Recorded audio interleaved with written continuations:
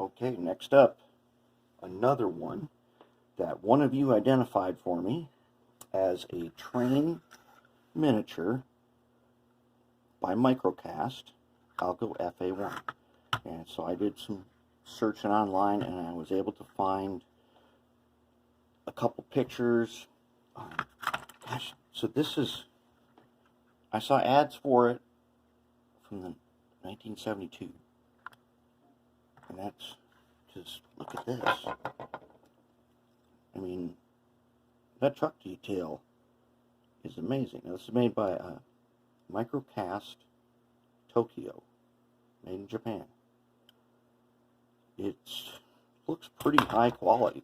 Now, somebody had stripped this paint, so I don't know what they used, but we're going to be throwing this in the ultrasonic, see if we can get some of this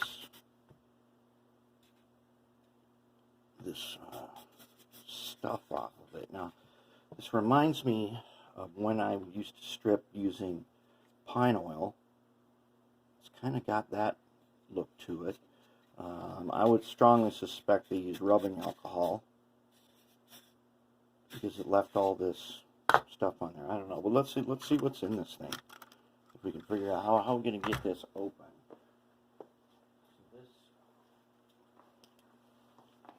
This FA1, it was a Great Northern.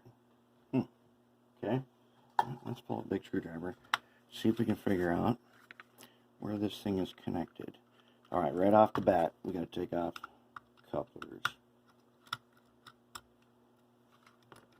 So I got this at the train show. It was a box. Yikes. Okay, that came out easy. Okay, so I guess these little parts here are what was in the box. There's a window kit. Interesting motor. Looks like a Mabuchi square to me.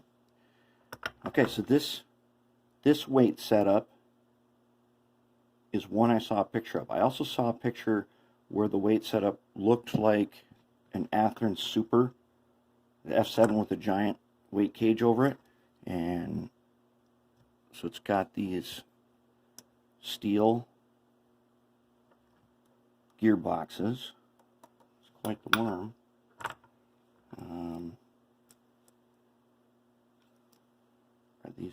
Are these glued on here?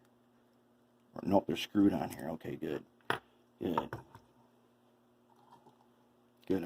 I would have been very surprised had they been glued on, because this is Japanese, and it is very much like, from what I'm seeing so far, very similar to Japanese brass. This is metal, and this underframe is it looks like it's steel. Okay, so let's see here. We go down through the top. You know, after building that underframe out of aluminum and doing this where I tried to use screws, that underframe has no glue. It's all screws. The lead weights I put on, I use goop, just in case I have to rearrange them and take them off. But I wanted to make sure that everything could be disassembled on that. And hey, that was a learning experience. And yeah, I could have laid it out and drawn it up and stuff, but I didn't have the experience to do that. When people say proper planning prevents piss poor performance, that is generally not true. Because in the steps of planning, step number 5, before you actually make a plan, is called conduct a recon, which means you need, in this kind of stuff, you need to do an experiment, which that was the experiment. Now I can plan something. See, now I can complete the plan for a new frame. You got to do a recon first. That means make an experiment. And that was the experiment, and there was a lot of do-overs and a lot of things that I that I definitely learned about doing it. And it was a success. Okay.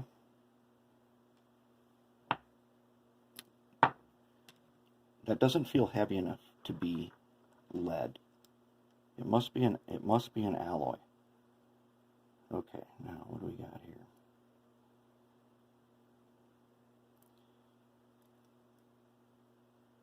Rivets. I don't like to see rivets.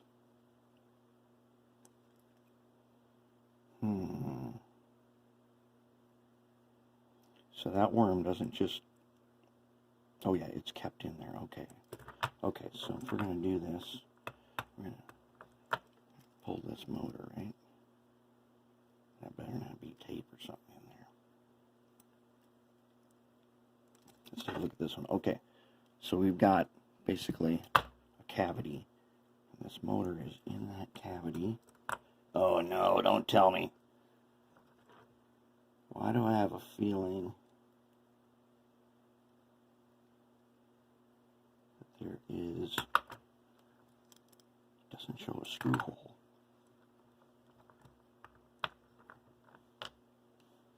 Ooh, that's an interesting shaft.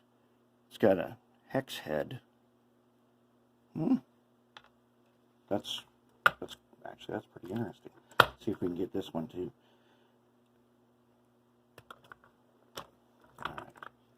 Now,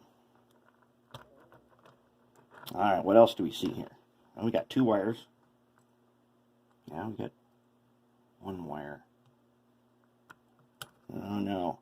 So this is looks like a one wire on each truck pickup. So it's not all-wheel pickup. That, I believe, we can fix. We can change it. Okay. It's got these grommets. Okay. We're not keeping this motor, of course. This is, I don't know if this is a candidate for one of those 280s. It'd be sweet if it was. 280 is definitely too wide to fit down. Oh, wait a minute.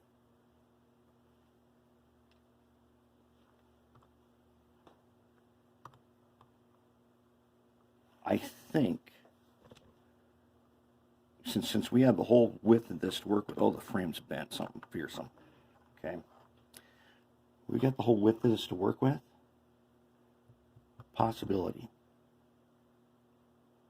We got plenty of motors that we can set in like this. In fact, this could be one of them.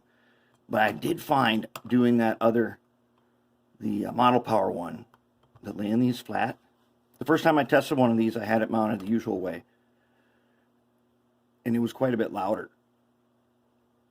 By mounting it this way, I got a lot more sound absorption through the goop because I could have bigger surface area. So it is a candidate for that. All right, let's go ahead and disconnect. See if the soldering iron's heated up yet. Yeah. Okay.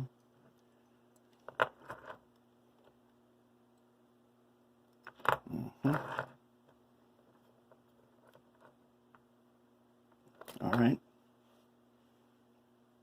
Oh, one more. Little corrosion right there, not much. If this is really from 1972, it's in good shape.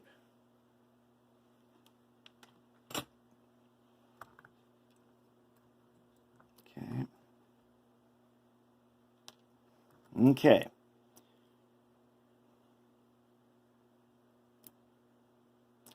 So that is held in there somehow. I see how it's, I see it. Okay, it's got a, actually, let's just do this.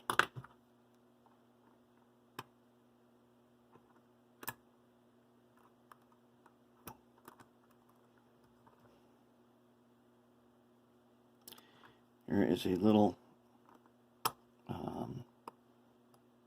in the heck do you call these things?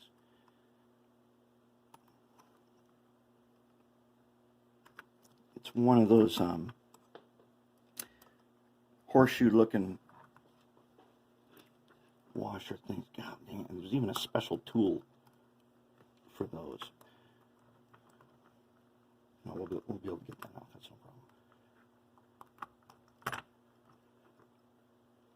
no problem. Now, let's see. Without using a special tool, basically I have to spread it. That's what the special tool does, is it spreads these things.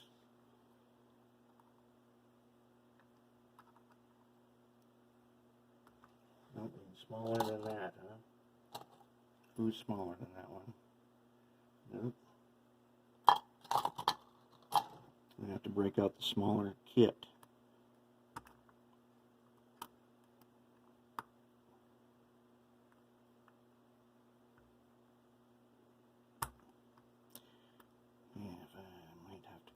This and then take that out. Maybe not. Maybe.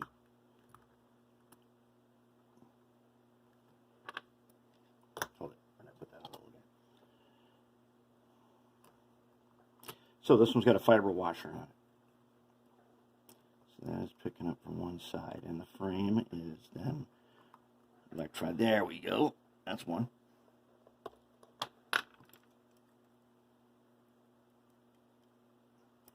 And copper washer, copper, I need to pick up power. Okay, now what? There we go. Truck's out. I'll get the other one later. Let's take a look at this truck. Truck's bent. And the side frame.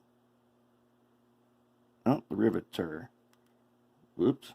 Oh, there's a little bakelite washer for insulation. Okay, and that means there is another one on this pin. Or is that part of the pin? It might be part of the pin. Okay, wow. Well, there's some nice gears in there. So this is, okay, this is similar to a Bachmann Spectrum. It's got two big gears, although they're not the same size like in a Spectrum. And the wheel sets have a metal gear on. I wonder how loud this is.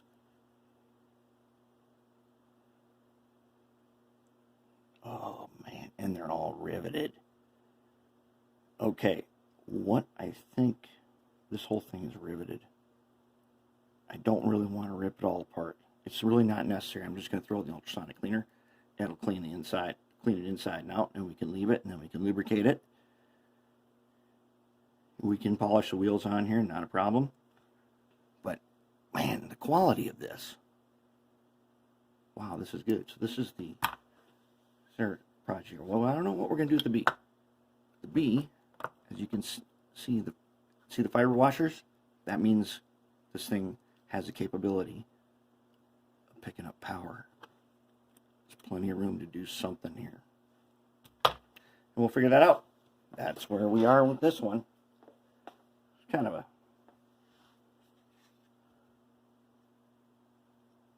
It's kind of neat. So it doesn't have a lot of detail. But look, hey, it's going to be great for our fleet.